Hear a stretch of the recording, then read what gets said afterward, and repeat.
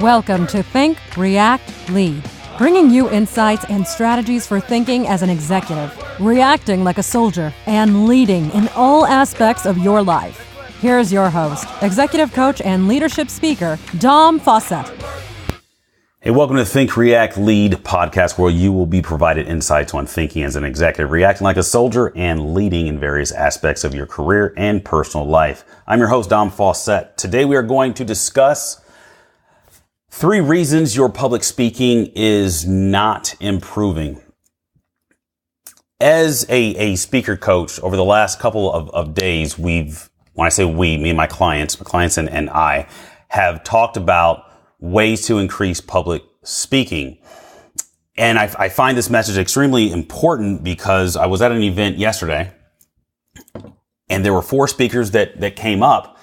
I stepped outside to hold a conversation with a potential client, but slowly but surely people were leaving the room and their sentiment was, I can't take it anymore. It's boring in there. And unfortunately that happens often. Let's talk about the first thing, and I've got it listed here on this Facebook Live, with number 1 being it's unnatural. Why is speaking unnatural when it's something that we do every day? The only reason why I put public speaking in the comment section for the titling of this message is because that's what everybody calls speaking in front of people, is public speaking. But speaking is how we communicate. Speaking is how we get what we want out of life. So if you call it public speaking, you're putting this expectation on yourself to perform. You speak or public speak to your spouse. You public speak to your kids. It's not unnatural then, but the moment somebody is not going back and forth in conversation with you, and you are on stage or in front of a microphone or in a position where people are sitting down and you're standing up and you're presenting, all of a sudden you get nervous. I was talking to a client last week and I said, what is your elevator pitch? What's your spiel? Give it to me. Tell me what your highest product is, your high-end product. Said it's $10,000. Within the first 15 seconds of him delivering that message to me, his lips started turning white and he started to lose the saliva out of his mouth, and a certain level of anxiety came upon him. And I stopped him. I said, you don't believe in your product. You don't realize this, but your lips have turned white and your saliva is completely gone. And now you hear this weird noise as you're speaking because your mouth is dry. People do that on stage. You put a microphone in front of their face and all of a sudden they shut down. But what I have found is that if you want your business to grow, if you want to grow as a person, if you want to be a subject matter expert in anything, all you got to do is get on stage. All you have to do is speak to an audience of one, whether it's a Toastmasters meeting, whether it's a meeting at work. See, I started speaking at work and I started adding value there, started with peers and then employees. But how to make speaking natural? Well, stop looking at it as public speaking. It's simply speaking. You can speak every day. When somebody cuts you off, you yell. That's very natural for you. I'm not saying you guys do that or gals, but some people do. When you need something from your children, they're across the room, you blurt out what you need. It's very natural. The more practice you get in speaking, the more natural it becomes, right? I typically public speak, and I say that just tongue in cheek, if you will, but I do it twice a week, whether I'm doing it at home by myself in front of my cat or I'm at an event and I'm speaking. But I will give a 15-minute talk usually twice a week. And that's practice. You can join a Toastmasters. If you go to a church, you can volunteer in children's church if you have one. You can volunteer at a YMCA or a Boys and Girls Club. Places where obviously they're not going to pay you to get your message out there, right? And Luke commented command presence. Command presence is something that I speak on. I jokingly say, men, when you walk, your shoulders should never pass your nipples. Well, there's a level of command presence that one should have when you get on a stage or you have a microphone in front of you, or maybe you're not on stage. You're just standing up talking to an audience of one or an audience of 1,000. I'm not suggesting you fake it till you make it. Not at all. What I'm suggesting is building body habits, right? Building body habits so that when you're asked to speak or you're put in a position to shed influence, right? Leadership is influence, nothing more, nothing less. To shed a certain level of influence on a topic, you do it with poise. Practice your standing. Your standing should be erect. Your shoulders should be back. You should be wearing something that you're not comfortable in. I had a client fly in from Colorado over the weekend. We planned for 4 hours of speaker coaching. He could only handle 3.5 because his endurance wasn't built up for it, right? And when you're, for example, Easter just passed. We saw so many kids in suits and dresses and things like that. Well, those kids felt like $1 million. If you wear something that makes you feel like $1 million, well, guess what? You're going to act at a certain level of excellence or even opulence, if you will. There's certain shirts that I wear when I speak, right? There's certain blazers that I wear when I speak. Depending upon the audience, I might wear a $3,000 suit and my Allen Edmonds, or I might wear jeans and cowboy boots, but I'm always in a blazer for the most part, because if I'm in a blazer and most of the audience is not, it suggests that I'm, in my mind, and that's all that matters, what happens in your mind, that you are a person of influence. And that's really what it boils down to. The other point is, or number two is, you aren't comfortable on stage. Why aren't you comfortable on stage? Well, again, it's reps, right? Many people, the first time they ran a mile, they weren't comfortable.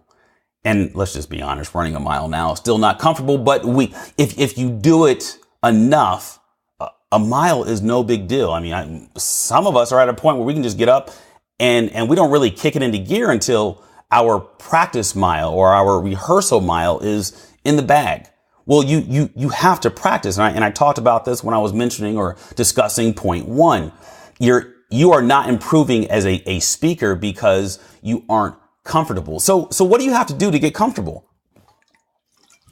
These are questions that you'll have to come up with answers on your own. Comfortability, and I'm not saying comfortable just in your slouch or comfortable in your clothes. I strongly believe that one should be comfortable in their clothes. You know, wear something that you would not sit down and eat spaghetti in. But when I say comfortable, I'm talking about comfortable with your topics that you're presenting.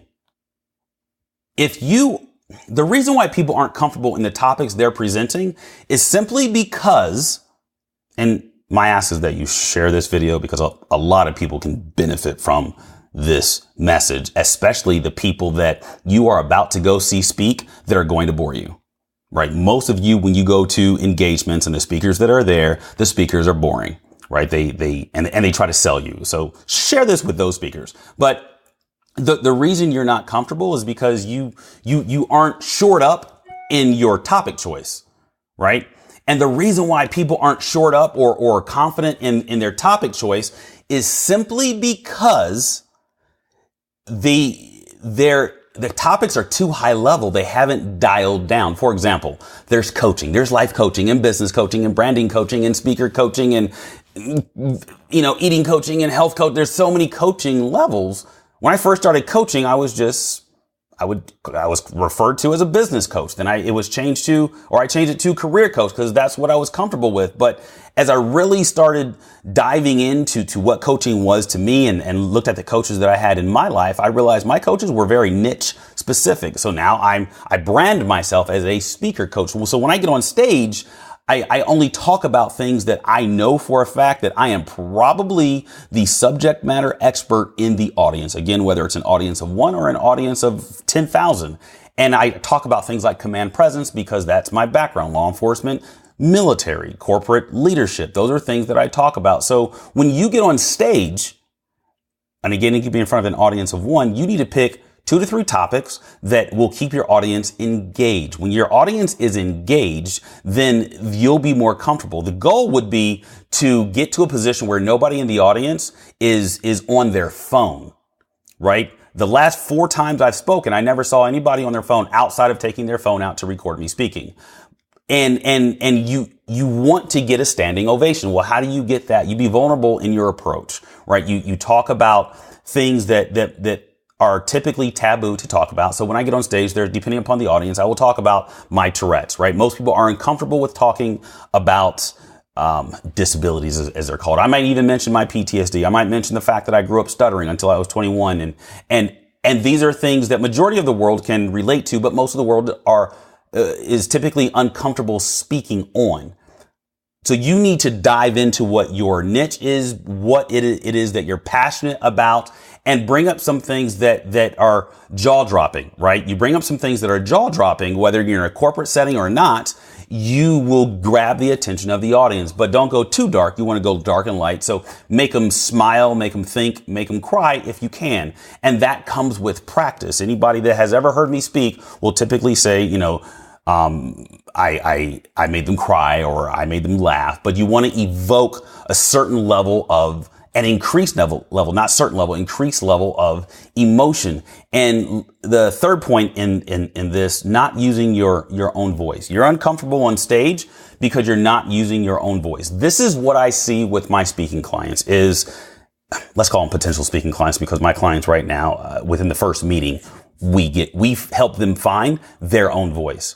It's very easy to jump on YouTube and try to figure out how you want to speak by looking at Gary Vaynerchuk or Eric Thomas or Tony Robbins or any of the influential speakers, Lisa Nichols, or I've heard some people look at Hillary Clinton or President Bush or anybody that they look up to, right? Don't do that. Your voice is inside of you. You don't need to go to YouTube to find examples of how to cultivate your message. You have a message. Think about the last time you were one-on-one with somebody and you gave them feedback or you gave them some good to know information. You gave them you were a value add to their life, to their development, their growth, just who they were as a person. Well, you take that conversation and you apply that in front of the microphone. You apply that on stage. That's all you're doing as a speaker. That's all public speaking is. You're taking a message that you have and you're delivering it to an audience. Again, whether it's an audience of one or an audience of 10,000 people, it doesn't matter. You're just talking to them. And you can never be a Gary Vee. You can never be an Eric Thomas. You can never be a Lisa Nichols. You can never be a John Maxwell. Why? Because you don't have their life experiences. See, all of those wonderful speakers came about by way of their life experiences. So what life experiences have you had in your life that you are comfortable, or maybe not even comfortable, but need to share with your audience? Say you're a corporate speaker, like you have a job and you speak to your team once a month or once a quarter. Well, you don't start off with metrics and numbers. You start off with you. Who are you?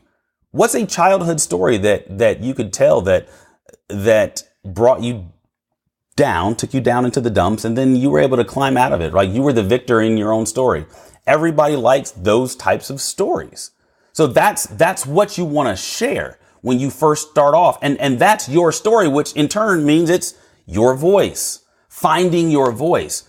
I would strongly suggest you don't look up speakers on YouTube to figure out how you're going to speak. There's no right or wrong way to speak. There is a better way to speak.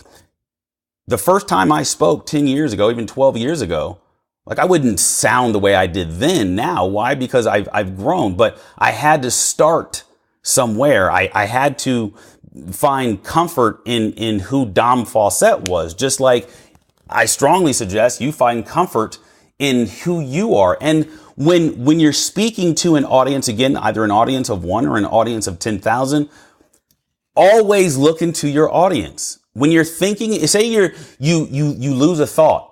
Look, you might look down to find it, or you might look up to find it, but don't stay up there. Don't stay down there. I would suggest you make eye contact with people in your audience. And if another suggestion, don't start with a joke. If you're not a comedian, don't joke. Like find a natural ebb and flow with your audience. And typically, and this is just let's call it a bonus tip. What you want to do is get to the speaking engagement or the workshop, whatever you're doing to present, get there early and get to know the people that are there. And if you say there's 15 people in this audience and you become kind of buddy with 2 to 3 people before you get on stage, once you get in front of the mic, you mention them. Say you have a 30-minute presentation. Well, slowly but surely throughout the process of you speaking, you mention them and say one of the people's name is Kara, right? I was talking to Kara before I came up on stage and something we were talking about, blah, blah, blah, blah. You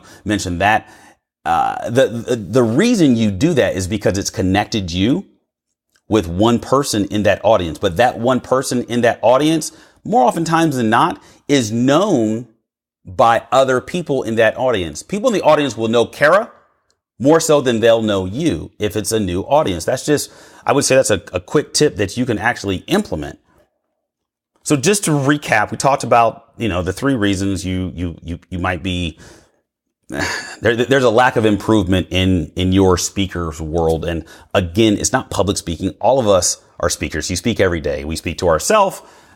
We speak to our spouse, our children, our employees, and an audience if we're fortunate enough to do that. But I just want you to get comfortable from a certain level of doing it consistently. You do it consistently, you become more of a natural speaker. Not perfect. Some of the best, not some, but the best advice I ever received from an executive at a company that I was working for as I was presenting was great material. You came off too perfect. There was a disconnect between you and the audience. The audience wants to know you. And he knew me personally. So now, and that was probably 4 or 5 years ago, I'm comfortable with who I am. My ask is that you become comfortable with who you are. But the only way to do that is to do it more often, which is going to incur you becoming more natural and then finding your own voice. You can't be anybody else but you. So if you've been not getting the audience response and you find people on your phone, which is a confidence killer, you find people on their phone while you're speaking, it's because you stay way too energetic, way too long, or you're too boring in your approach, or you're too down. Like there needs to be a varied approach in your speak, and be okay with walking away from the podium and walking into the audience. I love walking into the audience. If you can walk into the audience, again, whether it's an audience of 1 or 10,000, walk off stage, walk into the audience, right? If the mic is tethered and it doesn't go that far, put the mic down and just raise your voice if you can, right? You would rather connect with 20 people there than all of 10,000 people. And you might stay down in the audience for literally 45 seconds, but you make eye contact with one person, walk down to them, touch them on their shoulder, right? Appropriately, and just say something, some words of encouragement. And then when you get back on stage, if your microphone is tethered and you didn't have the opportunity to take it down, take the microphone down with you, you just reiterate what you said. I just got finished talking to Kara. And for those of you that couldn't hear, what I said was blah, blah, blah, blah, blah. Now everybody is like, wow, you're being a speaker. So Dom Faussette is a real person, right? Don't forget that if you're on stage, people see you in this larger than life persona, but you're just a real person. And those are just three quick reasons why your public speaking is not improving. Implement some of these things. Again, share this video, share this audio if you're on the podcast listening, but I want you to share it. And I want you to comment, right? If you disagree with something that I'm saying, or you have experiences that have helped you improve as a speaker, throw them down here in the comments. Feel free to follow me on Instagram, Dom Faussette, YouTube, Think React Lead. Or YouTube/Think React Lead, but you guys know what the platforms are, and Facebook obviously here. And I look forward to speaking to all of you again. Have a wonderful day, and we will chat soon. Ciao for now.